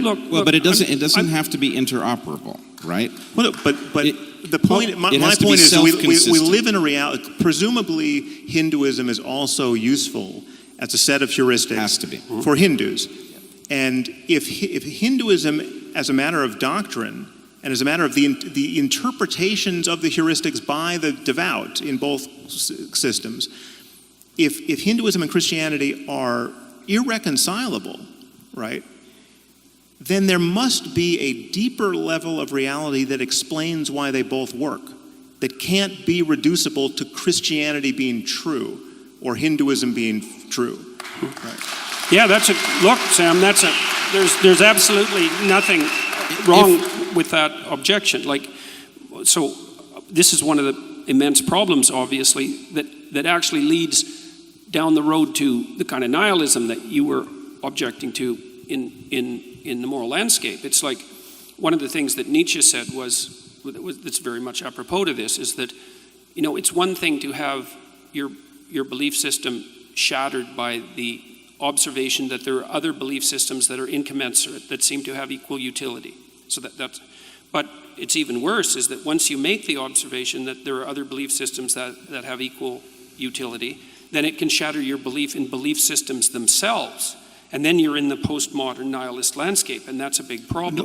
Or you could just be in a more fundamental landscape that subsumes both of those belief systems. That's fine. Let's hope that can happen. Yeah. But I would say that's the landscape that I'm trying to pursue. Now, you said that that I've been approaching this, say, from a Christian perspective in this dialogue, and to some degree that's true, but there are reasons for that. But I would also say I'm also doing what you recommend doing.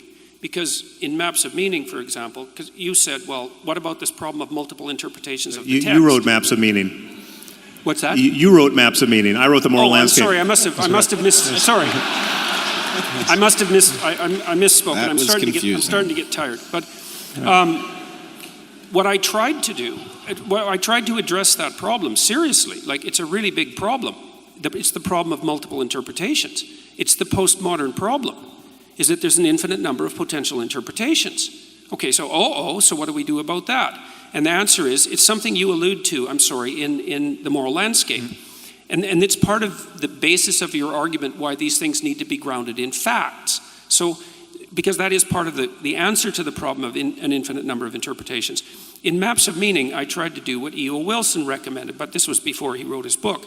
I tried to use a consilience approach. So I looked at multiple religious systems. I looked at Christianity. I looked at evolutionary biology. I looked at philosophy. I looked at neuroscience. And I looked at the literature on emotion and motivation and the literature on play that was very nicely delineated by Piaget. And I tried to see where there was a pattern that repeated across all dimensions of evaluation, which is exactly what you do, for example, when you use your 5 senses to detect something real in the world. And that's what Wilson recommended, was a consilience approach. And so my proposition was, if it manifests itself here and here and here and here and here, 6 places, and it's always the same pattern, then the probability that that pattern exists independent of my delusional interpretation is radically decreased. Yeah, my claim, however, is that many of these things don't repeat. In fact, they're flipped around completely based on different religious assumptions in different cultures.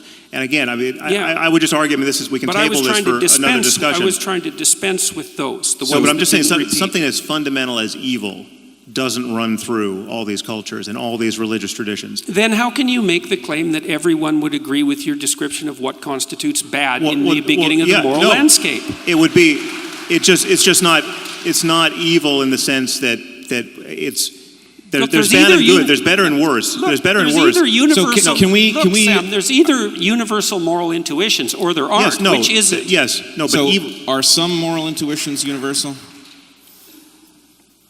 Yes, no, I would think, listen, we are just human beings, right? We're human beings first, before we're Hindu or Buddhist or Christian. We can all get indoctrinated into the religion of our parents. This is an artifice that's laid on top of something far deeper. That should be obvious. We're trying to get down to what's deeper. Okay, so there may be some moral universals. Sure, I think. Okay, Jordan. Is it possible that there are some moral intuitions that are highly specific to particular traditions and wouldn't translate over to others? Yes. It's highly probable, because there would be environment-specific adaptations, like the environment-specific tool use of chimpanzees. Right. Right. Or maybe it's not even the environment. Maybe it's the self-consistency of the belief pattern in question. So I would put that in the broader environment. It might be a consequence of the particularities of that culture. There would be things that, look, think about it like languages. Like many, and this is kind of an answer to the problem that you laid out, which is a real problem. I'm not trying to deny the problem. If you look at, there's a lot of languages. Lots of languages. Look at how different they are. It's like, yeah, at some levels of analysis, they're fundamentally different. And at other levels of analysis, they're fundamentally the same, which is how we know that they're languages. And you could say, well, there's a very large number of stories. It's like, yes, there are. But the fact that there's enough commonality across the class of stories, the set of all possible stories, so that we can identify what constitutes a story. And I would say that there's enough commonality across the set of all possible good stories that we can say, well, here's a canonical good story, which is, by the way, what you do at the beginning of the moral landscape. Because you say, this is horrible, this is good. We should move from what's horrible to what's good. Say, yes, you've taken a fragment of the universal story and you've made it the axiom of your moral system, which is what you should do. But the claim that I think is not helpful, even though I understand it, is that that's purely a claim of unmediated fact. It's like, no, there is no unmediated fact. There is, yes. Even facts aren't unmediated facts. I mean, you can't judge something to be factual without presupposing the validity of certain intuitions, like that causes precede events. Or causes precede their effects, and those intuitions could be wrong. I mean, we could live in a teleological universe where everything's getting pulled into the future by some kind of attractor, right? And our notion of causation is totally backwards. That remains to be discovered, and we would use other intuitions to make that discovery. But again, you do pull yourself up by your bootstraps, and that there's no branch of science or mathematics or anything fundamental, logic, that can get away from that. Right. Well, and that's another place. But given that picture, that doesn't render all intuitions equally respectable. Absolutely. Right? Someone agree. says, well, I happen to have an intuition that Joseph Smith saw those golden tablets and they were, and Mormonism is true. That's not the sort of intuition we're talking about here. Your intuition doesn't grant you insight into history. What we could say, and this would be an elaboration of Brett's point, is that moral intuitions of the sort that you're describing have different zones of relevance. So there's some things that would only work as an intuition in very delimited areas of time and space, let's say. There's a hierarchy of moral intuitions, and the more profound the intuition, the more it works as a universal truth across context, just like in a scientific truth. So scientific truth is more profound. This is why the postmodernist readings of Thomas Kuhn are wrong, is that the idea that protons are real is really fundamental, because no matter what span of time and space that you pick, you're going to encounter protons. It works everywhere. And then with moral intuitions, let's say, or moral a prioris, you have the same issue, is some of them are so delimited that they only work here and now. And those are sort of impulsive, low-level intuitions, a whim even.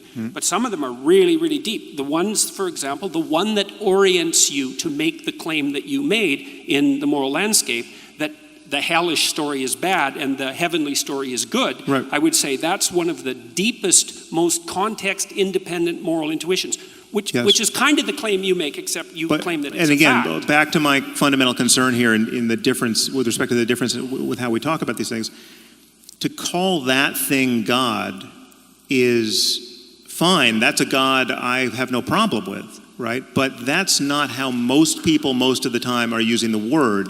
And there's something misleading about that, and that worries me. Yeah, well, if the claim that you're making is that we're all deeply confused about the nature of divinity and ultimate reality, it's like, clearly. Well, another thing we agree on. I also don't disagree. I don't disagree. Look, I've never made the claim that what I'm talking about is like what other people are talking about. I mean, it is in some ways, but I've not made that claim, so I don't see why that's a justifiable criticism. It's like, well, no, it's a criticism with respect to the very likely effects of communicating in that way. Because I see the results of that communication. It's a little bit, I mean, this is going to sound more invidious than it is, but this is the kind of thing that I get into with Deepak Chopra.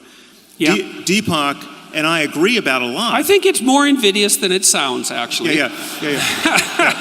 Well, you're not wearing rhinestone glasses. If you graduate to that, we'll have more of a problem.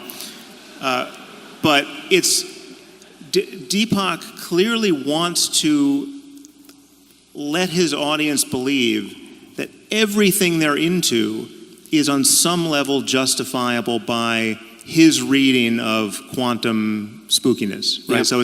So you know, if you want to go out and just buy a lot of crystals and think they're going to heal you, it has something to do with the quantum nature of reality. Absolutely nothing like me. No, but I think Deepak could say, if I got his back to the wall, Deepak could honestly say, listen, I've never said anything about crystals, right? I'm not selling crystals. I've never said they work, but it's the way in which he's failing to make the clear differentiation. The fact that it takes you 20 minutes to admit that a lot of the Bible is filled with barbaric nonsense. I don't think it took me 20 minutes to admit that. Well, we'll go to the tape on that. These things matter. These things matter.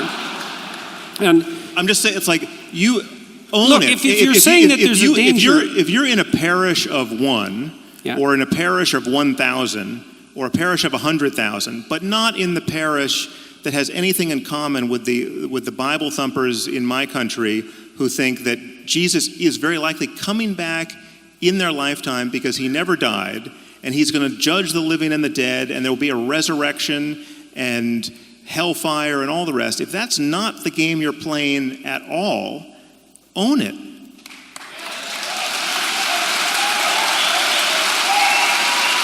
Why are you all applauding about that? It's like, what do you mean own it? It's like, I already made my claim. It's like, I'm not playing a religious fundamentalist game. So what's all the applause about? So I don't understand that. And own it, it's like, I was as clear as I possibly could be when I delineated my answer to the question. People say, well, what do you mean by God? Someone once asked you if Jesus was resurrected. You want a 1-second answer? But no. Well, forget it, man. Jordan, wait a minute, hold on. I think we can actually. This is a complicated one problem. second. No, I mean, I don't want to end on a note of acrimony. But someone once asked you whether you thought Jesus was literally resurrected, and you said it would take me 40 hours to answer that question. Okay, that's the kind of thing I'm responding to here. You don't need to do that if you have a clear-cut answer to that question. I don't have a clear-cut answer to that question. And if you don't, that connects with many other things that we still have to talk about. Yes, definitely. Yeah, I mean, because that. It isn't obvious in the biblical account that Christ was literally resurrected. So it's not simple. This is not simple. No, but if the question is, do you think let's put it probabilistically. I mean, anything's possible. I'll tell you that it's possible that he was physically resurrected. I mean, it's even possible. But wait a second, I didn't with respect say to quantum that he mechanics. was.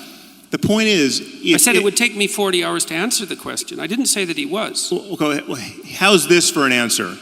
Almost certainly not.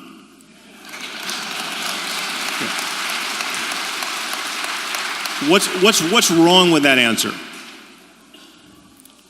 You want? I think I know what's wrong with that answer. It's a fine answer, and people have been giving that answer for a very long period of time, but the idea doesn't seem to go away. Okay, but that's evidence of what exactly? I don't know. Okay. Well, I can tell you one thing it's an evidence of. There's a deep idea. Let this be the doorway to our next 3-hour conversation. Sure, sure. So we have 10 minutes left. Okay. Well then, let's answer that question in 10 minutes. So wait, I want you to trust me here. You for whatever reason decided I should moderate, so I want you to trust me. For one thing, you have been doing yeoman's work. Sam, I really would like to answer that question. But I'm trying to figure out. People seem to think that I'm trying to evade the question. It's like, I'm not evading the question. I'm trying to figure it out. People have been arguing about this for 2,000 years. It's like it's not simple. But that's a symptom of the effect of religious dogmatism for 2,000 years. No, it's not.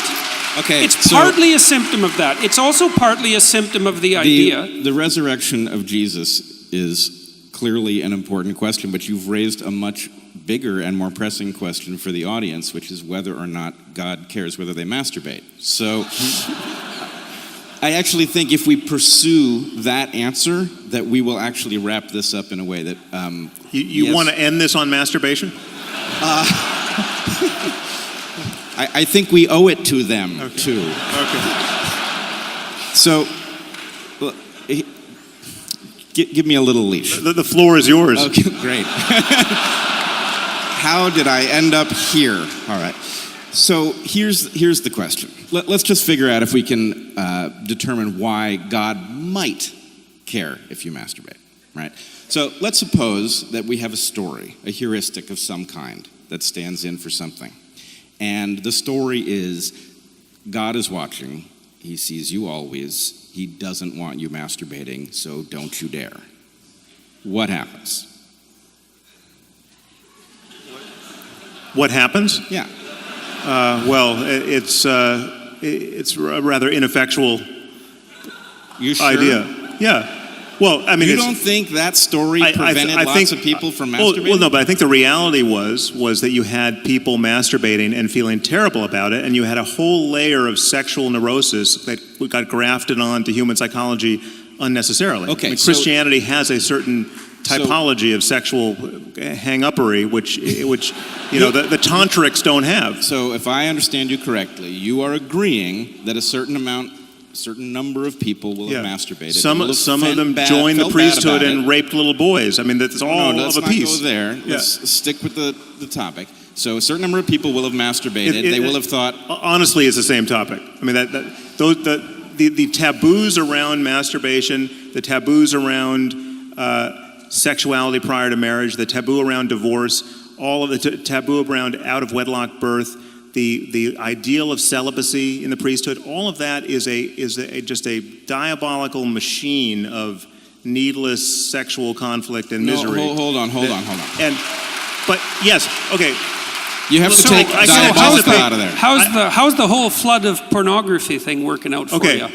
I will grant you that there is some interpretation that takes supernatural principles and magic and otherworldliness out of the equation here that gets you some wisdom in the heuristic. Yes, if you're masturbating all the time, you're not satisfying your monogamous relationship with your wife or husband. We don't even need to go there. You're not procreating, and we want children. Let's just agree that a certain amount of masturbation was prevented by that story, which made people fear the consequence of them engaging in it, which would result in, I'm pretty sure, less masturbation, which means that in seeking a release, which we are physiologically programmed to seek, one might end up looking in a more urgent fashion for a mate. Right. So right? It's are we going to enforce monogamy? Is that no. So look, I'm trying to take you somewhere. I think there is a way that we can rescue some important part of what both of you are saying that can now be reconciled, and then there's a bitter pill for each of you. I mean, that's just the way this looks to me. So if we can agree that this makes sense actually as a fitness-enhancing adaptation, that this story would result in people behaving in a way that might result in them marrying early, might result in them reproducing earlier than they would otherwise, right? Then we can understand it as mechanistic, and we can understand what you said, that, maybe God would care about whether or not people masturbate because God is a metaphor for some set of stories that gets you to behave in an adaptive fashion. But the point for you then would be that Sam is arguing, with reason, we can decide whether or not to employ this story at this moment, whether it's a good idea for us to urgently reproduce as quickly as possible, which, for example, increases the size of the population of the planet, whereas delaying reproduction keeps the rate of population growth down and might be a better choice for a moment in history when we have 7.5 billion people on the planet. So, in some sense, what I think I see is The religious story itself makes some kind of sense if you adhere to it in a manner that you are obligated and have no tools with which to question it, then you will miss the fact that at this moment you might want to throw that story out. But the problem is it doesn't make, and this is a problem with these heuristics in general, it doesn't make sense for the right reason, and that's why it's not a reliable guide given other changes in the world. With everything changing, you want to be making sense for the right reason. You don't want it, so useful fictions have to be retired at a certain point. Useful truths stay true. I mean, because they're based on your engagement with reality. And so to take your point about pornography, which I think is totally valid, you could have a completely rational conversation in terms of human psychology and sociology and what you want society to look like about the corrosive nature of pornography, right? That's not, you don't have to be a Victorian prude to worry that there might be something wrong with the infinite availability of pornography to 13-year-olds and above, right? I mean, that's I don't know what generation of human beings we're raising in the current environment. It's quite worrisome, actually. But again, you don't have to invoke mythology to do that. And I would say the temptation to invoke mythology, to say, well, you actually, So how do you do it? Poseidon really gets pissed off when you masturbate. How do you do it? How do you do it? We don't have a mechanism. We have no mechanism for controlling that. Talk about the effects moment. on human relationships and your own mind and your own intention and the way you view other people. Sam, that barely works for sex ed. It barely works for condom education. What was that? It barely works. Like those sorts of educational interventions to stop that kind of fundamental behavior have very little effect. Well, people aren't nearly as amenable to behavioral changes as a consequence of rational educational interventions as you might hope. I mean, and that's part and parcel of very broad clinical literature. They're not as amenable to dogmatic intrusions either. I mean, they are, and that might be a problem. And there are problems with that. Well, no, because they're, again, this is just like the terror of God in that situation. The problem is that even if you could make the case that a dogmatic attachment to one or another religion was better, all things considered, than being secular, truly secular and truly rational, right? It's vulnerable. It's vulnerable to every next thing we find out. I mean, that's why it's like you could have said, if you go back, 200 years before the germ theory of disease, you could have said, well, all of these dietary taboos and taboos around, hand washing and foot washing, it's actually very wise. The wisdom of the germ theory of disease was sort of built into our scripture, and people were there was a kind of differential level of survival based on those who really adhered to these practices and those who didn't. Okay, but it's blind to the actual variables. Like there's nothing special about shellfish necessarily, or there's nothing special about pork necessarily, or whatever the example is. And once you get the actual variables in hand, then the whole edifice comes crashing down, and then you really just want to understand the variables that work. Look, I don't know if the whole edifice comes crashing down, and it isn't clear to me that you want to claim that, because one of the things you did say in the moral landscape, and I think this is associated with your interest in spirituality, is that there is some baby mixed in with the bathwater. And the question is, how do we distill that out? Yeah. And the objections that you're raising are the objections that are, look how difficult it is to do the distillation. It's like, yeah, absolutely, man. And it's not like I'm a foe of the Enlightenment. I think you Enlightenment types, and I put Pinker in the same camp, radically overestimate the degree to that was a casus sui. It's like everyone was barbaric and superstitious until 1750, and some miracle occurred, and now we all became enlightened. Like there was a lengthy developmental history clearly of we that. all haven't. I mean, this is hence our complaining about the problem. And most of the world hasn't had the Enlightenment yet. True. On some level. Look, I'm no foe to the Enlightenment, but I think that it had a lengthy developmental history that is radically underplayed by the people who ground it purely in rationality. It's clearly still developing. My point is, we should be able to agree that having a worldview guided by a continuous, honest engagement with reality insofar as we can apprehend it is better than having a worldview solidified or anchored to unchanging ideas that were born of people who had none of our present tools, none of our present insights into anything. Well, it depends on the principles. It depends on the principles. Like I would say, there are situations where that clearly applies, but I think there are broad principles. And again, we should probably stop with this, I think. Yep, we're about there. Because I'm starting to get tired. I'm sure everyone else in here is starting to get tired. Well, I'm starting to get tired anyways. And I mean, there are principles, there are higher order principles of the sort that I described that you also appear to rely on in the moral landscape, the idea of these profound moral intuitions. Yep. And so that's what I'm after, is what are these profound moral intuitions and what is their source? And like, I'm also perfectly willing to make the claim, and have in fact in detail, that these moral intuitions, see, this is a place where we differ a little bit. It's like, and maybe we can go here tomorrow night.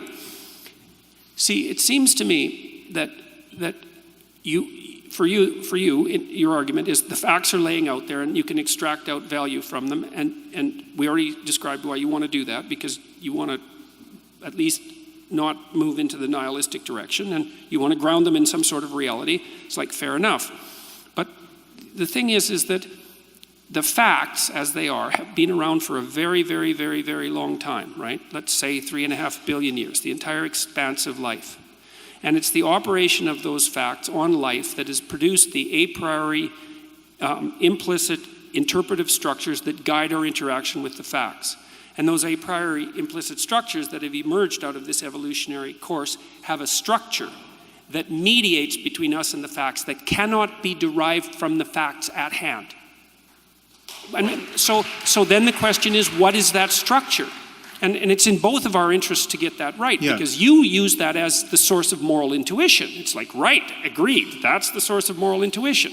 So, well, clearly we need to table this for tomorrow night, but that's a good... Guys, I'm just going to interrupt you. You guys, let's give Jordan Peterson, Sam Harrison, Brett Weinstein a huge hand. Let's go. Thank you.